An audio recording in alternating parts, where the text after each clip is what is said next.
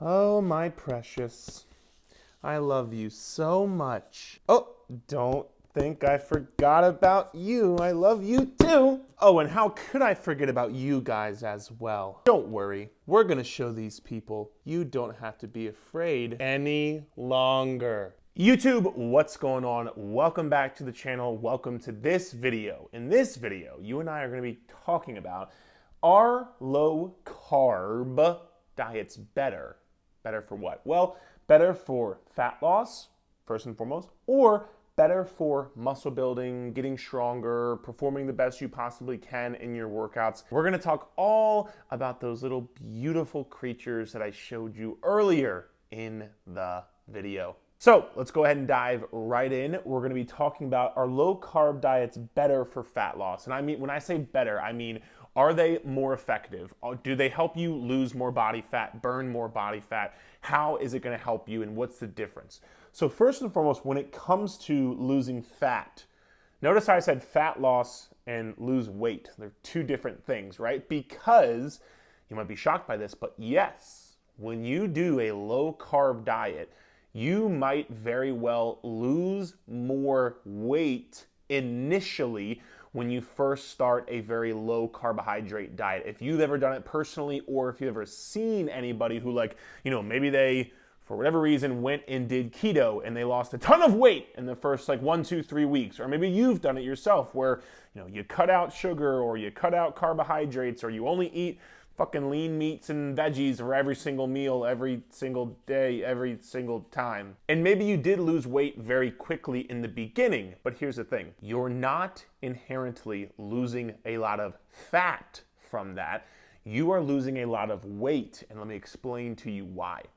For every 1 gram of carbohydrate that you eat, you are going to store anywhere between 3 to 5 grams of water weight. So if you're taking somebody who, let's say you're roughly eating 180, 200 grams of carbs per day, and then you drastically slash your carbs to 30, 40 grams per day, what you are going to do initially is you are going to see a massive drop on the scale, because what you're doing is you're depleting something called your muscle glycogen, which we can talk about actually a little bit later in this video, so stick around.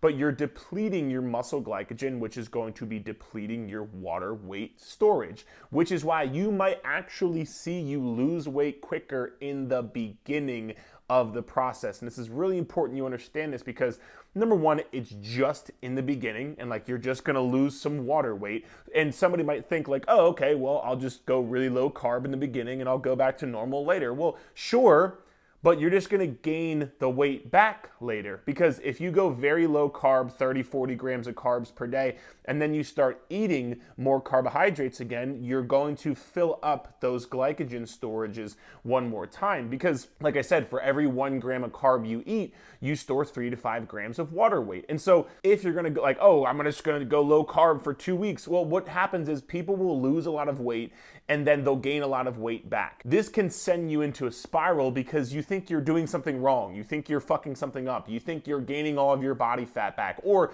you thought you lost a ton of body fat, which you really didn't. You just lost a lot of water weight in the beginning. But you thought you lost a lot of fat and you gained a lot of fat back. Neither one of those two things happened in a 2 or 3 week time span, because you just don't, you can't lose body fat. You do not burn body fat off of your body, that much body fat at least, in a 2 to 3 week time span. So just know if that's happening, or if you see other people have that happening to them, they're not losing fat at a faster rate. They're losing weight, water weight in particular, at a faster rate. And a couple of things here. Number one, people hear the term water weight and you think it's a bad thing. Water weight is not a bad thing. You're only thinking oh my God, inflammation or bloating or this, that, and the other.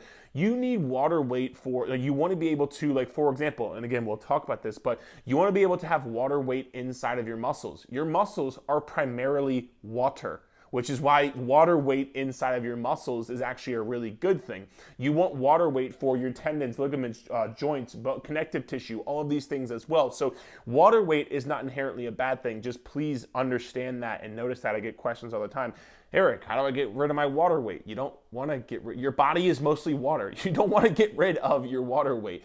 And then number two to that, I kind of mentioned this earlier, but this is why, again, if you're somebody who like you're trying to eat such low carb, what'll happen a lot is people will, during the week, right? You're like eating only, this happens all the time. You're eating only veggies and salads and lean meats and this, that, and the other. And like you're eating 30 grams of carbs per day. Then what inevitably happens? During the weekend, you go out, you have some pizza, you have some burgers, you have some French fries, and your weight, like during the week, your weight might go down 2, 3, 4, 5 pounds even. What happens during the weekend? You gain back 5, 6, 7, 8 pounds, and you do this cycle over and over and over again because your carbs are so low, so you're gonna, store less water weight and the scale will go down, but then once you eat carbohydrates again, also, because your carbs are so low, when you eat more carbs, your body, you're gonna see the scale spike up that much more, all because of your body is going to inherently store more water weight. And so just be mindful of this as well. This also gets people to quit because they think they're fucking something up, and it's just this big cycle of up and down and up and down. This is why. So from a fat loss perspective, even though you might see the scale go down quicker, it's not better for fat loss, no, because calories versus carbs.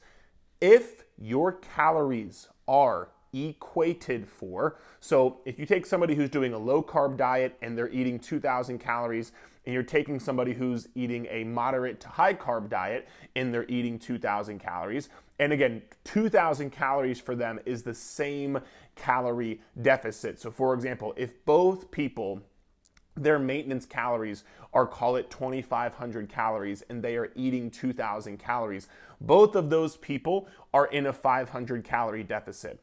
The low carb diet versus the moderate to high carb diet, if the calories are equated for, they're gonna lose the same amount of body fat. Again, the person who's doing a low carb diet might lose more weight initially, but over time, it all evens out because the person who's doing the moderate to high carb diet, while they might not see as drastic of a scale change in the beginning, they are going to continue to lose body fat at the same rate because if calories are equated for, you are going to lose the same amount of body fat for each individual. So again, from a actual fat loss perspective, no, a low carb diet would not be better from a fat loss perspective if the calories are equated for. Now, the last part we'll touch on here is sustainability. And so, there might be some people already, you might have already commented and you probably might not be watching anymore if this is you, but there might be some people, oh my God, Eric, I love low carb and I like doing low carb and X, Y, and Z. Cool, that's fine. What I always tell people, what you eat doesn't make me shit. So I do not care if you like a low carb diet. That's awesome. That's fine. And again, if that's what allows you to be sustainable and be consistent, then who knows? A low carb diet might actually be better for you if you can actually sustain that certain kind of lifestyle, certain kind of eating. And I say actually because what most people will do is they'll do this thing where, and tell me if you've ever heard this or this is you, they'll do this thing where I'm telling you, I do so much better with low carb. I feel so much better and this, that, and the other. And I'm like, cool, then why are you still 70 pounds overweight? Why have you not reached your goal yet? Oh, well, the weekends really, man, they get to me. It's okay, well then you're not able to be consistent. If you're not at your goal, you're not able to be consistent with it then because you would have been at your goal by now. And the second part to that is, I always find it funny. People are like, man, I feel so much better when I eat a low carb diet. I'm like, cool, what are you eating? They're like, oh, I'm eating a ton of salad. I'm eating a ton of vegetables. I'm eating a ton of fruits and things of that nature. And I'm like, okay, you're feeling better because you're eating lean meats, you're eating protein, you're eating salads, you're eating vegetables. You can still eat all of those things while still having some fucking Rice Krispies, or while still having a potato here and there, or while still having some oatmeal. They're not mutually exclusive. You can eat all of the things that make you feel really good, and you can also eat some carbohydrates as well, which carbohydrates actually do make you feel really good. We can touch on that here in a second. But the whole sustainability thing, I would really challenge you, because if you don't see yourself living a lifestyle where you are going to do low carb for the majority of, if not the rest of your life, then no, it's not going to be sustainable. Because even if you can like white knuckle your way through for a year or 2 years or whatever it is, you're not going to be able to keep that up for the duration of your life. And so what you need to understand is the same, when we talk about fat loss, the same habits, the same lifestyle that you are using to lose the weight is the same habits and the same lifestyle that you need to use to maintain the weight loss. Notice I said habits and lifestyle, not calories, because of course you're going to go into a calorie deficit to lose weight. Of course, when you get to your like goal body weight or whatever that, whatever that is, when you get there, you can eat at your maintenance calories, which would be a slight uptick in your calories. But if you're doing low carb to lose weight, and then you think you're going to go back to doing like regular high carb to like maintain the weight, it's not going to work, because the same habits and lifestyle that you use to lose the weight is the same habits and lifestyle you need to use to maintain the weight. And this is why, so many people will end up yo-yo dieting in their entire life, especially around these carbohydrates, is because it's not sustainable for you. Are you really going to go on the weekends and have 30 grams of carbs? Are you really gonna, have your kid's birthday and only have 25 grams of carbs? Like, it's not realistic for most people. So just making sure you take this into consideration. If you're somebody who you're like, nope, no matter what, I'm gonna stick to 30 grams of carbs or 40 grams of carbs per day, cool. That's up to you, man. Like, again, it's not my life. It's not my diet. So it's your diet. So you have to decide for yourself if it's actually gonna be sustainable, because that's how you're going to maintain the weight loss, or should I say, fat loss. Now, the second part of this equation is going to be talking about the muscle building and workout performance perspective. So I wrote there, carbs are blank. Carbs are your body's main source of fuel for your high intensity workouts. So strength training, muscle building, for example, is a high intensity workout. I know that was like more than one blank, but don't give me shit for it in the comment section below. Carbs are the main source of fuel and energy. So if you're not, and carbs are also something called, what we talked about over here, muscle glycogen. What is muscle glycogen? Again, just think of muscle glycogen as energy for your muscles. Like the simplest thing, just think of it as that. Because you're strength training, your body wants and needs more muscle glycogen. If you are doing a very low carbohydrate diet, what did we say over here? You are not going to have nearly as much muscle glycogen. So when you go into your workouts, what's going to happen?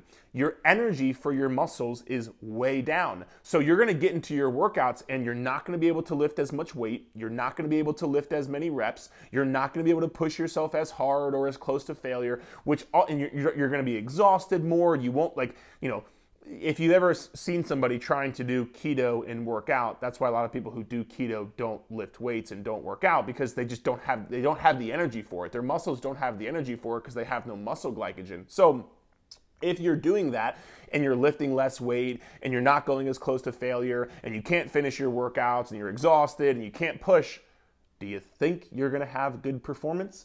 Do you think you're going to get stronger and lift more weight and do more reps? Do you think you're going to build muscle? No, you're not going to do any of those things, because your performance, your workout performance is down because of the fact that you're not having this muscle glycogen inside of your body. And so again, if you're looking to optimize your workouts, you absolutely want to be sure you are including carbohydrates into your diet. And a fun fact here as well, the best carbohydrates for muscle glycogen are actually going to be like all of the bad things you've probably heard, like the rice. Like, for example, I eat anywhere between 3 to 6 times per day of white rice per day, because it's great for muscle glycogen. You're going to store a lot of muscle glycogen when you eat things like white rice, for example, or, God forbid, you eat white bread. You're also going to store some muscle glycogen. When you eat things like I showed you earlier, the Rice Krispies cereal, muscle glycogen, oatmeal, muscle glycogen, potatoes, muscle glycogen. These more like starchy carbohydrate type things are actually the ones that are going to help you store muscle glycogen. Not to say you can't have, fruit and things of that nature. Of course you can have fruit. You should have fruit. It has tons of vitamins, minerals, fiber, all of the good things that you want to have. But this is even more of the reason why I don't want you to be scared of these foods. These foods are actually going to, especially if you're somebody who cares about your, building muscle, getting stronger, having better workouts, pushing yourself, being able to go into the gym and have a good time and throw some weight around. If you care about that, then you should be having carbohydrates. A low carb diet is in no way, shape, or form going to help benefit you if you're somebody who takes your workouts very seriously. Now, again, if you're somebody who you don't care about your workouts, or you don't care about having strength gains or building muscle or things of that nature, then and maybe all you do is walk or whatever the case may be, then maybe you don't care as much. And this is why it's a it depends scenario.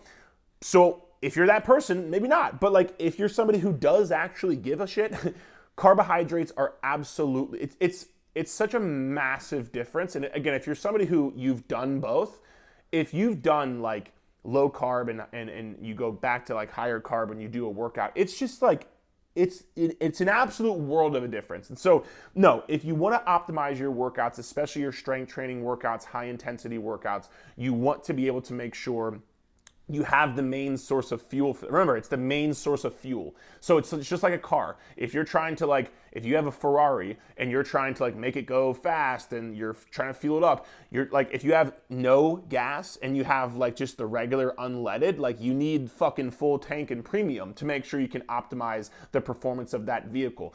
I don't necessarily love the saying of your body is a car and food is fuel, although to a degree it is true. So in this scenario, it is going to work out. And the one last thing I'll say on low carb diets versus, medium, high carb diets, whatever the case may be, is it easy to overdo carbohydrates? Sure, it could definitely be easier to overdo carbohydrates. I will say two things to this though, because we talked earlier about how your calories need to be in check. Some people might argue, well, Eric, when I eat carbs, my calories go crazy. Okay, stick with me. If you're eating carbs and not eating adequate protein, yes, it is going to be very easy for you to just keep eating carbohydrates, because if you're not eating enough protein, then you are, and again, if you're having such high carbs, you're probably not having very high protein. So the answer isn't necessarily to eat less carbs. The answer would be to eat more protein, because what's going to happen is when you increase your protein, you're going to be much more full, much more satisfied. You're going to have way less cravings. You're not going to feel that everlasting need. It's almost like when you just can't get full, right? If you're somebody who's not eating a lot of protein, you just can't get full. That's what happens. But when you start eating more protein, that fixes it. It's not about eating less carbs. It's about eating more protein. So that would be my first little, 2 cents to you. And then number two, it's also not necessarily just the carb. For example, let's take a regular potato. And I mean a regular potato with nothing on it. No butter, no sour cream, no cinnamon, or whatever else people put on it. If you just have the regular potato, just a regular baked potato, are you craving just and just eating tons and tons of that regular baked potato? If you have that with nothing on it, it's almost hard to eat to a degree, right? It's so almost bland. It's so almost dry. It's so almost just it fills you up a lot. It's almost like a very hard food to eat a lot of high volume from. But when you throw in some butter and you throw in some salt and you throw in some, sour cream or whatever the case may be, now you have this combination of not only carbohydrate, but you have dietary fat and you have salt. Those three things, carb and or sugar, salt, and fat. Those things are an orgasm in your mouth. And by the way, food companies know this. And so they will make the foods high in those three things because they know that combination is very palatable and it causes you to eat a lot of their foods and keep buying their foods, right? So I don't need you to demonize the carbohydrate. It's not the potato, it's the combination of these foods that usually make it very, very easy to continue to overeat on. And so again, that goes for, quote unquote processed foods. It goes for like just different combinations, like, an Oreo or a cookie or something like that, where it's like, it's very easy to keep eating those.